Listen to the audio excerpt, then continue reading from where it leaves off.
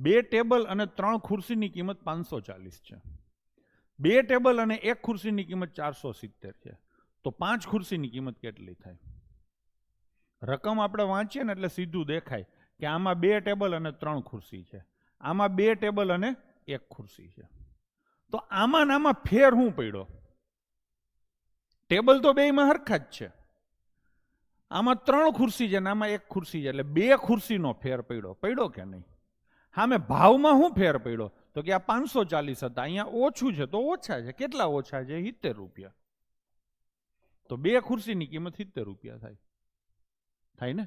2 ખુરશીની કિંમત 70 રૂપિયા થાય તો 1 ખુરશીની કિંમત કેટલી થાય? 35 રૂપિયા. નાની રકમમાં મૂકવું આ 2 ટેબલ અને 1 ખુરશીમાં 1 ખુરશીની કિંમત કેટલી છે? આ 35 રૂપિયા છે ને? 35 આમાંથી બાદ કરી નાખું તો 2 ટેબલની કિંમત મળે.